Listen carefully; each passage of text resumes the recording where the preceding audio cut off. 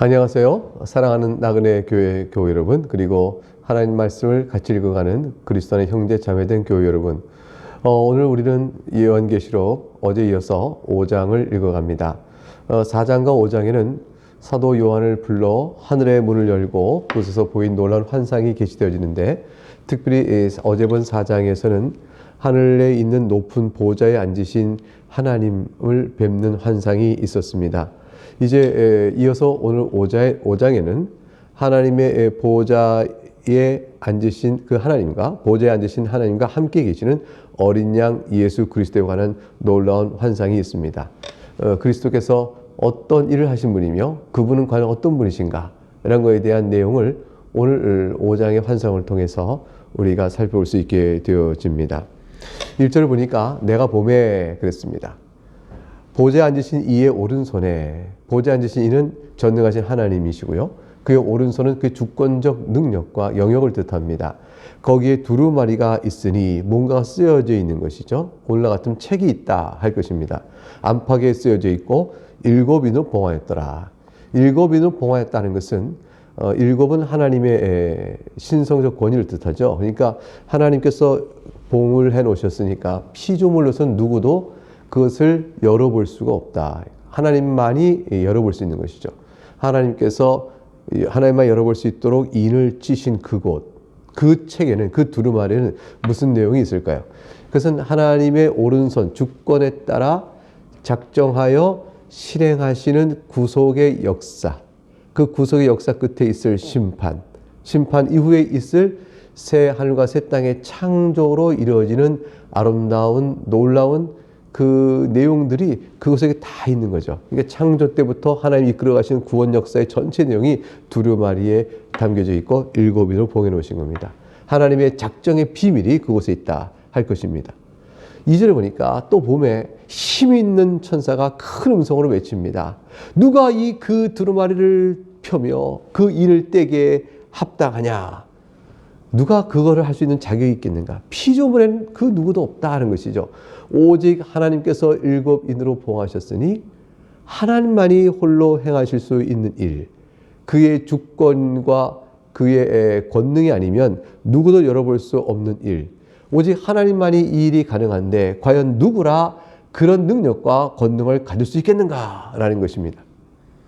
3절에 하늘 위에나 땅 위에나 땅 아래에 능히 그 두루마리를 펴거나 보거나 할 자가 없다. 이 말은 어떤 피조물이라도, 피조물 가운데 가장 강한 자라도, 피조물 가운데 가장 지혜로운 자라도 어떤 피조물도 열어볼 수 없다는 것이죠. 하나님과 피조물 사이에 말할 수 없는 격차죠. 피조물은 우리는 이성을 가지고 교만하여 하나님에 대하여 논하며 하나님을 판단하며 이런 데까지 그 죄악된 일을 해나갑니다. 그러나 사실은 어찌 피조물인 인간이 하나님 앞에 비할 때가 있겠어요. 결국 이런 상황 속에서 하나님이 봉하신 것을 하늘 위라 할지라도, 땅 위라 할지라도, 땅 아래라 할지라도 그 어떤 피조물도 두루마리를 펴거나 보거나 할 자가 없다. 4절에 그래서 이 말을 듣고 사도 요한이 크게 웁니다. 그 두루마리를 펴거나 보거나 하기에 합당한 자가 보이지 아니하기로 내가 크게 울었더니. 사도 요한은 왜 울었을까요? 그것은 사도 요한이 그 봉한 책, 하나님께서 봉하신 그 하나님의 작정의 비밀 속에 그토록 자신이 갈망하는 소망과 위로가 있기 때문이죠. 하나님께서 구원 사역을 이루어 나가시고 구원 사역 속에서 어떻게 우리 죄를 사하시며 하나님 나라를 열어줄 것이며, 그리고 악을 마침내 어떻게 심판하실 것인지, 그리고 마지막 날 종말이 이었을 때 영광스러운 새 하늘과 새 땅을 열어 모든 백성을 불러모아 새 예루살렘에서 살아갈 그 복락의 세계는 어떤 것인지, 그 모든 것들은 성도라면 다 궁금한 거거든요. 여러분은 안 그러세요? 우리 모두가 다 보고 싶잖아요. 우리가 어떻게 죄의 용서함 받고 하나님의 거룩한 백성이 될 수 있는지, 도대체 일이 어떻게 되는 것인지, 이 예수 그리스도 말미암아 된다는 사실까지 이제 계시가 되어진 거죠. 사도 요한은 거기까지 봤어요. 그럼 그리스도께서 승천하셨는데, 승천하신 이후에 이 교회를 핍박하는 악의 세력이 있는 역사 속에서 장래는 어떻게 교회를 보존하시며 그 많은 성도를 불러내실 것이며 그 악의 세력을 어떻게 괴멸하시고 마지막에 종말의 심판을 행하시고 새로운 하나님 나라의 영광을 우리에게 보여주실 것인지, 이 모든 내용은 너무나 지금 박해 가운데 있는 성도에게는 너무나 궁금한 것이고 알고 싶은 것이죠. 사도 요한이 이걸 간절히 알고자 합니다. 그래서 간절한 마음으로 누가 그 봉한 것을 인을 떼내고 우리에게 그걸 알려줬으면 좋겠다 하고 이제 간절한 마음으로 소원 속에 울며 간구하게 된 것입니다. 하나님의 말씀의 갈급함, 영혼의 피투람 속에서 생명길이 하나님께 있다고 생각할 때 우리가 그렇게 하지 않으시겠어요? 5절에 보니까 장로 중에 한 사람이 장 내게 말합니다. 울지 마라. 유다 지파의 사자 다윗의 뿌리가 이겼으니 그 두루마리와 그 7인을 떼시리라 하더라. 놀라운 표현이 나옵니다. 우리에게는 울 이유가 없습니다. 이제 울지 말라는 말, 울 이유가 없다는 것이에요. 왜냐하면 유다 지파에 속해 있는 사자, 이게 이제 짐승 중에 가장 강한 자라는 사자인 다윗의 뿌리가 이겼다. 가장 이게 다윗의 뿌리란 것도 다윗 임금의 뿌리요. 그 다음에 유다 지파의 사자라는 것은 저보다 강한 자는 뜻이죠. 아주 강한 자가 이겼다, 승리했다, 승리하는 왕이시다. 누구십니까? 예수 그리스도죠. 예수 그리스도께서 유다 지파의 강한 자의 사자요, 다윗의 뿌리요, 그리하여 마침내 승리를 거두셨으니 그분께서 두루마리와 7인을 떼실 것이라고 장로 중에 알려줍니다. 와, 우리 예수님이 과연 어떻게 일을 행하실까? 그런 예수님에 대한 그분이 누군가를 암시해 주는 거죠. 예수님은 누구십니까? 하나님의 약속에 따라 유다 지파 가운데 나올 자요. 그는 강한 자니 사자요. 그것은 다윗 임금의 뿌리가 되신 자요. 다윗보다 먼저 있는 자는 것이죠. 예수님은 다윗의 후손으로 오시지만 사실 다윗보다 먼저 있는 자예요. 그 예수님을 나타내 보이기 위하여 역사 속에 다윗이라는 그림자를 둔 것이고 다윗의 후손으로 주님께서 인성을 가지고 오실 때 오십니다. 그렇게 되신 분인데 그분이 바로 두루마리 7인을 떼실 분이 그는 사람 오셨으라고 하나님이시라는 얘기죠. 7인을 뗄 자는 하나님밖에 안 계시거든요. 아주 신비한 메시아에 대한 존재에 대한 설명을 5절에서 말씀해 주고 있어요. 6절을 보니까 내가 또 보니 보좌와 네 생물과 장로들 사이에 한 어린 양이 서 있는데, 어린 양이 나와요. 사자가 아니라 이제 어린 양으로 옵니다. 강한 자에서 약한 자가 됐습니다. 일찍이 죽임을 당한 자 같더라. 일찍 죽임을 당한 어린 양이라는 것은 아무 힘이 없는데, 그런데 그에게 7뿔과 7눈이 있다고 되어 있어요. 신비한 표현이죠. 7뿔이란 것은 뿔은 강한 권세를 말하는데 7뿔이니까 어떤 분이겠어요? 가장 강한, 7이라는 건 극상의 뜻이거든요. 하나님의 권능을 얘기하니까 가장 강한 7의 능력, 7뿔 능력이 있고 7눈이 있다는 것은 모든 걸 다 보는 눈이죠. 그러니까 그는 전능하며 전지하시다 이런 뜻이에요. 7뿔과 7눈이 있으니 즉 전능하며 전지하신 분이시라. 아니 희생당한 어린 양, 일찍 죽임을 당한 어린 양이 어떻게 전능하시며 전지하실까? 그가 바로 하나님이세요. 하나님이 사람이 되어 어린 양의 일찍 죽임을 당하신 겁니다. 여기는 앞에서 말했던 이겼노라 5절에 했던 말과 연결됩니다. 즉 죽음으로써 이기신 분이에요. 자신이 죽임을 당하심으로 이기신 분입니다. 이 눈들은 온 땅에 보내실 받은 하나님의 7영이더라. 성령을 뜻하죠. 그래서 예수 그리스도는 누구신가? 그는 7뿔 전능하시며 7눈 전지하시며 성령이 그에게서 나간 예수의 영이 곧 성령이신 바로 그분이시죠. 그래서 그의 신성에 대한 충분성을 여기서 설명해 주고 있습니다. 7절에 그 어린 양이 나와서 보좌에 앉으신 이의 오른손에서 두루마리를 취하십니다.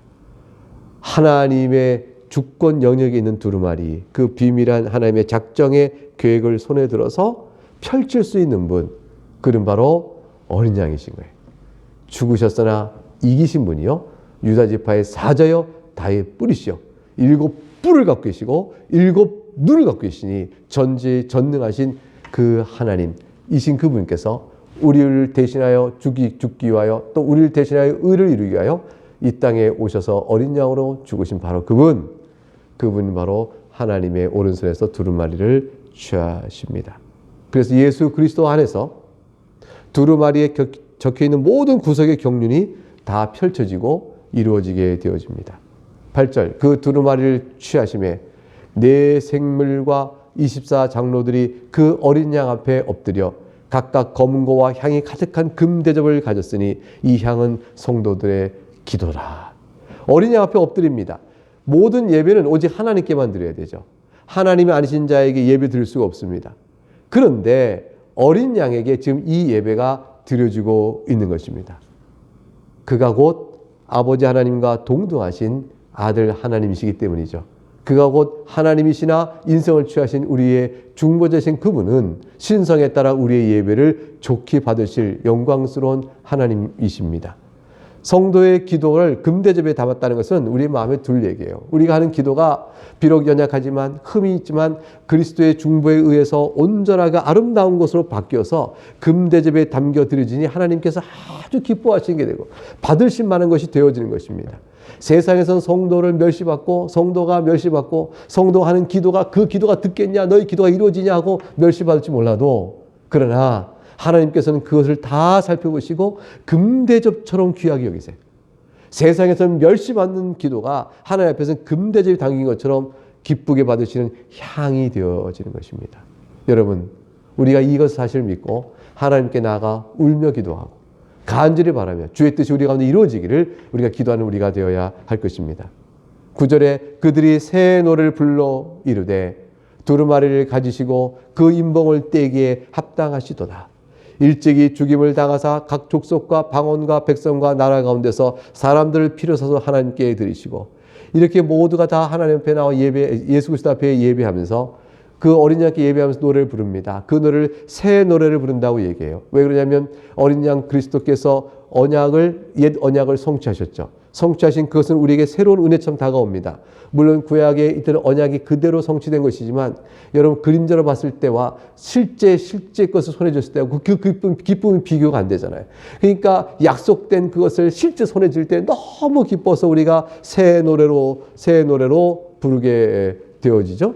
그리고 두루마리를 가지시고 그 임봉을 떼기에 합당하시다. 그것은 이미 그분이 바로 일곱 뿔과 일곱 영을 가지신 그 일곱 눈을 가지신 그 성령 하나님과 또 성부 하나님과 동등하신 하나님이심을 앞에서 설명했습니다.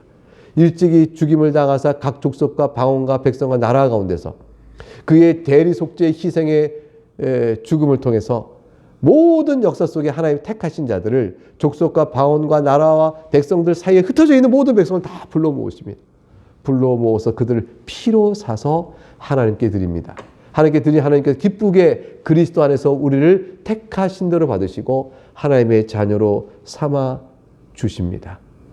그러므로 말미암아 우리는 이제 어떤 존재가 되나요? 10절 그들로 우리 하나님 앞에서 나라와 제사장들을 삼으셨으니 그들이 땅에서 왕 노릇하리로다 하더라. 이게 바로 성도에 대한 영광입니다. 예수 그리스도께서 우리를 피로 값주고 사서 하나님께 드리니 우리가 이제 하나님 앞에서 하나님 나라가 되었습니다. 하나님 나라의 구성원이 됐다는 뜻이에요. 하나님 나라의 구성원 누가 이룹니까? 하나님 왕이신 하나님과 우리 주 예수 그리스도와 성령 하나님께서 계신 그 통치하는 그 나라에는 바로 우리들이 구성원으로 하나님 나라의 백성으로 우리가 존재하죠. 그래서 우리가 나라가 된 겁니다. 또한 우리는 제사장들이 되었습니다. 제사장들이 됐다는 것은 하나님께 나갈 수 있다는 것인데 우리가 어떻게 하나님께 나갈 수 있나요? 우리가 하나님께 이 죄인된 모습 어떻게 나갈 수 있나요? 예수 그리스도께서 어린 양이 피로 값주고 사서 우리의 모든 죄값을 대신하여 주었으므로 우리가 의로운 자가 되어져서 이제 하나님 앞에 직접 나갈 수 있는 의의 제사장이 되고 만 것입니다. 그래서 우리가 이 땅에서 하나님 나라의 백성이요 하나님께 나가 직접 간구할 수 있는 제사장이 되었으므로 또한 이 땅에서 왕노릇한다 했으니 모든 악을 심판하는 그리스도의 왕적 권세가 옳습니다라고 말하고 우리가 악과 대적하는 자가 되어졌고 그리고 또 예수 그리스도의 말씀에 순종함으로 주 앞에 살아갑니다. 그래서 우리에게 이루어진 왕노릇이죠. 성령 하나님께서 우리 가운데 그리스도의 교훈의 뜻이 이루어지도록 이끌어 가세요. 그리고 그것이 우리가 그 뜻에 따라 순종하게 될 때 그리스도께서 우리에게 왕노릇 하신 거고 순종함으로 악에 대하여 우리가 왕노릇 하는 것입니다. 예수 그리스도의 말씀에 순종할 때 우리는 악에 대하여 왕노릇하고 승리자가 되어지는 것이죠. 이 놀라운 은혜를 우리에게 주셨습니다. 우리는 누구라도 하나님께 나가 직접 기도할 수 있는 제사장이 되었어요. 우리는 하나님 나라의 백성입니다. 그리고 우리는 악에 대해 승리할 수 있는 그래서 그리스도 왕적 통치가 우리에 이루어지는 그런 왕노릇하는 자가 되어진 것입니다. 11절에 내가 또 보고 들음에 보좌와 생물들과 장로들 둘러싼 많은 천사의 음성이 있으니 그 수가 만만이요 천천이라. 우리 어린 양 예수 그리스도를 영광스럽게 예배할 때에 보좌와 생물들만 하지 네 생물만 하는 것이 아니요 장로들만이 아니요 둘러선 천사들도 하는데 천천히요 만만의 천사가 다 둘러서 어린 양 예수 그리스도를 예배합니다. 왜 그럴까요? 천사는 피조물이요. 어린 양 예수 그리스도는 하나님이 사람 되신 자이기 때문에요. 그래서 그리스도께서는 천사들, 수많은 천사들의 영광을 받습니다. 그 찬송의 내용이 12절에 나옵니다. 큰 음성으로 이르되 죽임을 당하신 어린 양은, 자, 죽임을 당하신 어린 양이니까 약하지 않고 패배자 같아요. 그런데 능력과 부와 지혜와 힘과 존귀와 영광과 찬송을 받으시기 합당하도다. 그가 행하신 일이 그러하며, 그가 또 어떤 분이에요?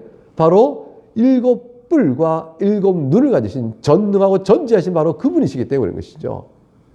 하나님께서 사람이 되셔서 우리의 택하신 백성의 죄값을 치르시고 죽으심으로 어린 양이나 그런 실로 그런 유다 지파의 사자같이 강한 자요, 다윗의 뿌리가 되신 분이시라. 그러면 그에게서 두루마리에 새겨진 모든 구속의 경륜의 비밀들이 펼쳐지고 실현되었으니 그야말로 능력과 부와 지혜와 존귀와 영광과 힘과 찬송을 받으시기에 어찌 합당하지 않겠습니까?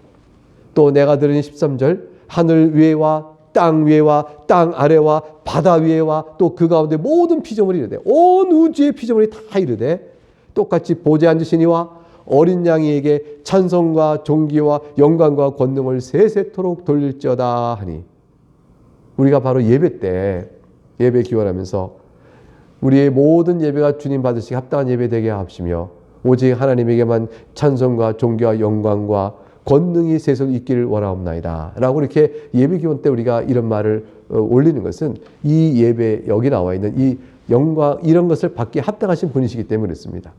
우리가 주일에 예배하는 것을 통해서 하나님께 이 합당한 예배가 되길 원합니다. 우리가 하나님 아버지와 어린 양이신 우리 주 예수 그리스도와 또 성령 하나님께 찬송과 존귀와 영광과 권능이 합당하게 드려지기를 원하는 것이죠. 그걸 위하여 우리는 영과 진리로 주님 앞에 예배할 수 있기를 간절히 구하게 되는 기도를 우리가 하게 되는 것이죠. 예배 때의 기원 기도가 그런 성격을 갖습니다. 14절에 그러자 네 생물이 이르되 아멘 하고 천사들의 이 찬미에 대하여 네 생물이 아멘 하고 장로들이 엎드려 경배를 올렸습니다. 여러분 어떠십니까? 우리도 또한 이 경배를 올리고 믿음 가운데 살아야 되지 않겠습니까? 경배 드릴 이 아름다운 영광의 자리를 지상교회는 비록 연약하고 불완전하지만 공적 예배 때 모여서 이걸 하나님께 올려드리는 것이에요. 여러분 사적 예배 때도 물론 하나님께 예배 드리지만 공적 예배로 다 모여서 예배 드립니다. 우리가 슬프게도 코로나19 때문에 한 자리에 모여 예배 드리지 못하고 흩어져 영상 앞에 있지만, 그러나 그렇다 할지라도 우리가 한 자리에 모여 예배하는 그 아름다운 때를 바라보면서 공적으로 한 몸이 육으로 보게끔 함께 모이지 못할지라도 마음에서라도 그곳에서 여러분 예배 드릴 때 이와 같이 합당한 예배를 드릴 수 있는 여러분 되시길 바랍니다.